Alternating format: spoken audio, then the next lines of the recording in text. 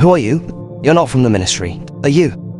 I am Jesus, the one who is, who was, and who is to come. I am the way, the truth, and the life. John 14:6. And I am here for you, Harry. Here for me? I think you've got the wrong bloke. No, I have the right one. I've seen every tear you've held back, every loss you've carried like a stone in your chest. You fought great battles, Harry, but inside you fought even greater ones. Come to me, all you who are weary and burdened, and I will give you rest. Matthew 11:28. Rest? You make it sound like something I could just have. But I don't think I've felt that since I was a kid. Every time I have some scar I can't get over. There's something else, some scar I can't heal, some memory that won't leave. People think I should be happy now, that I should settle down and move on. But how do you move on when every victory came at the cost of someone you loved? You cannot erase the pain, Harry, but you can bring it to me. Cast all your anxiety on him because he cares for you. 1 Peter 5:7. You've been carrying this war alone in your heart.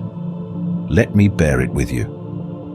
I carried the weight of the world once. I can carry yours now. Do you have any idea how it feels to be expected to save everyone? To know people are looking to you, counting on you, and still you can't save them all? I did what I had to do. Voldemort's gone. But Sirius is still gone. Remus is gone. Tonks, Freg, Cedric, Dumbledore. My parents, every name is another reminder that I wasn't enough. Harry, you were never meant to be enough. That is why I came. Greater love has no one than this, to lay down one's life for one's friends. John 15:13. You fought bravely, but your worth was never measured by how many you saved. It was measured by how much you loved, and I see that love still in you. You talk like you actually know me. I do. I knew you before you were formed in your mother's womb. Jeremiah 1:5. I knew you before the curse took your parents. I knew you as you lived in that cupboard under the stairs. And I know the weight of every scar you carry, the ones on your skin and the ones no one can see. You make it sound like you were there. All those years I thought no one cared. You're saying you were watching. Not just watching, present. Every moment you felt alone, I was nearer than you knew. The Lord is close to the brokenhearted and saves those who are crushed in spirit. Psalm 34:18. You've been fighting not just enemies, Harry, but the fear that you were on your own. Do you know what that's like? To be told since you were 11 that your life is part of some prophecy, that you have to either kill. I was just a kid, but there wasn't time to be a kid. And when it was over, I didn't know who I was without the fight. Yes, I know what it's like to carry a mission that ends in death. I knew from the beginning that my path led to the cross, yet I also knew that it was not the end. Harry, your worth is not in the battles you fought, but in the life you live now. I have come that they may have life, and have it to the full. John 10:10. Life to the full, people say. I've got that now. I've got Ginny. I've got friends. I've got friends who made it through, and I'm grateful. I really am. But sometimes, in the middle of the night, I wake up, expect this odor of spells flying, people's spells framing. I keep my wonder if peace is just pretending it's over when it's really not. Peace is not pretending, Harry. Peace is a gift I give that the world cannot. Peace I leave with you. My peace I give you. I do not give to you as the world gives. Do not let your hearts be troubled, and do not be afraid. John 14:27. You don't have to be on guard every moment anymore. You are allowed to rest in me. But if I let my guard down, what if something happens again? What if I can't stop it next time? Then I will be your shield. Harry, you have fought to protect others all your life. Now let me protect you. The battle belongs to me now. The Lord will fight for you. You need only to be still. Exodus 14:14. You know, after the war everyone said I was a hero, that I saved Liz. But every face I see in my nightmares is someone I couldn't save. Bed every stonks. and others I barely knew. But they fought because of me, and died because maybe I should have been the one who didn't make it. Maybe that would have been fair. Harry, hear me. You were not the cause of their deaths. Evil was, death was. But I have overcome death. Greater love has no one than this, to lay down one's life for one's friends. John 15:13. And you have lived that truth. Their sacrifice was not in vain, and your life is not a mistake or an oversight. It is a gift I've preserved for a reason. But why me? Why am I still here when people better than me are gone? People who had more to live for, people who didn't have this darkness in them. Because I am not finished with you. I choose the broken as much as the whole, the wounded as much as the strong. My grace is sufficient for you, for my power is made perfect in weakness. 2 Corinthians 12:9. You see the darkness in you, Harry, but I see the light I placed there. A light the darkness cannot overcome. And you're saying you still want me, even after everything? The mistakes I've let people down? The anger I've carried? Especially after those things. I did not come for the righteous, but for the sinner, the weary, the burdened. Matthew 11:28.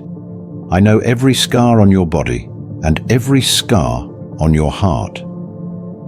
And still I call you mine. You've spent your life defending others. Now I want to defend you. Then how do I stop feeling like I have to earn that? How do I stop thinking that if I don't do enough, if I'm not good enough, you'll leave? You cannot earn my love. It is already yours. While we were still sinners, Christ died for us. Romans 5:8. That means before you did anything for me, I gave everything for you. My love does not come with conditions. I will never leave you or forsake you. Hebrews 13:5. I'm not sure I know how to let that sink in. I've spent my whole life fighting for every scrap of kindness I got. Trusting that it could just be given feels impossible. Then let me teach you.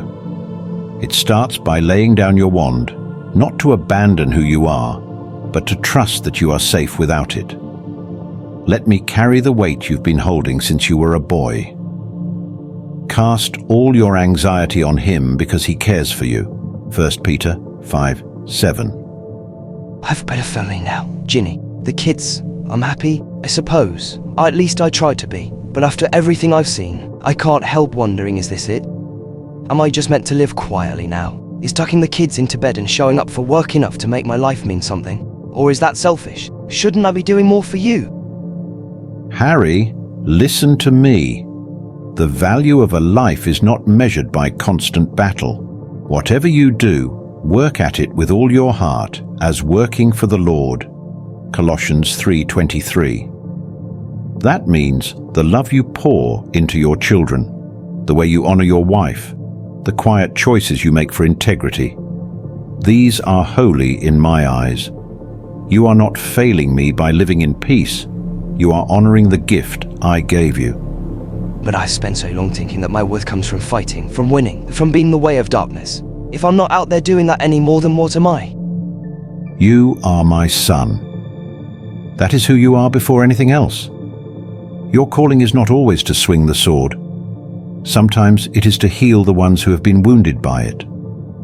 Blessed are the peacemakers, for they shall be called children of God. Matthew 5:9. Your home, Harry, is a battlefield too.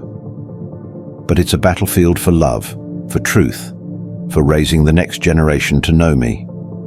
So you're saying that even in the quiet, even in the ordinary, I can still be part of something bigger, that I can still be serving you without chasing down every shadow I see?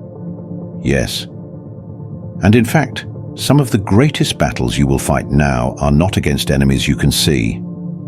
They will be in your own heart, against fear, against bitterness, against the temptation to harden yourself. Be strong in the Lord and in his mighty power. Ephesians 6:10. Not just in war, but in the everyday faithfulness of love. That actually sounds harder than dealing Death Eaters. It is. But you won't fight alone. I am with you in the kitchen, in the schoolyard, at the dinner table. just as much as I was with you in the Forbidden Forest. The peace you live in now is not a step away from me. It's a step deeper into me. I keep thinking, what if this peace is just an illusion? What if it's only a matter of time before something else comes? I've seen how quickly it can all crumble one night, everything's fine, and by morning, the world is upside down. I try to relax, but there's this constant tension inside me, like I'm waiting for the next battle, the next loss. And part of me wonders if I prepare for it, maybe it won't hurt as much when it comes. Harry, the fear of what might come is stealing the joy of what I've already given you. Do not worry about tomorrow, for tomorrow will worry about itself. Each day has enough trouble of its own. Matthew 6:34. Peace is not the absence of storms, it is my presence in the middle of them. And I am not a fleeting presence. I am your refuge and your fortress. Psalm 91 verse 2. You can stop holding your breath and start breathing in my peace. But isn't it foolish not to prepare? If I've learned anything, it's that bad things happen when you let your guard down, and I've lost too much to let that happen again. Preparation rooted in fear is not the same as wisdom. Fear builds walls around your heart. Wisdom builds foundations beneath it. The Lord is my light and my salvation. Whom shall I fear? The Lord is the stronghold of my life. Of whom shall I be afraid? Psalm 27:1. You are not called to live with your sword always drawn. You are called to live with your heart open. Because no darkness can overcome the light that lives in you when you walk with me. I want to believe that I do. I want to lay it all down and just trust you. But I don't know how to stop looking over my shoulder. Then start by looking here instead. Peace I leave with you. My peace I give you. I do not give to you as the world gives. Do not let your hearts be troubled and do not be afraid. John 14:27. Let that be the truth you carry into each morning. Not the fear of what may be taken, but the certainty of who walks beside you. There's something else I don't talk about it much, but talk about it much. Die because of me, they're always there. Fred, Tonks, Loop and so many more. They made their choice, by that, but I was the reason they were in danger. I lived and they didn't, and sometimes I feel like my life is a debt I can never pay back. Harry, you carry the weight of lives you were never meant to carry.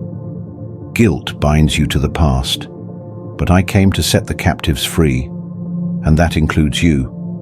There is now no condemnation for those who are in Christ Jesus. Romans 8:1.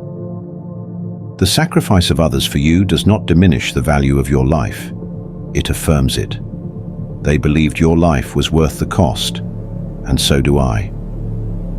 I can't stop thinking if I had been stronger, quicker, smarter, maybe they'd still be here. Strength is not measured by the number of lives you save, but by the love you live in. Greater love has no one than this, to lay down one's life for one's friends. John 15:13. They laid theirs down because they loved. You honor them not by drowning in guilt, but by living with that same love, free, courageous, and without fear. So you're saying I don't have to keep punishing myself? The punishment was already taken, nailed to the cross. It is finished. John 19:30. Your part is to live in the freedom bought for you. Let their sacrifice and mine set you free to live a life full of light, not chained to shadows. Then I want to live life like that. I want to stop looking back and start walking forward with you. Then walk, Harry, and remember, I am with you always, to the very end of the age. Matthew 28:20. You are not alone, and you never will be.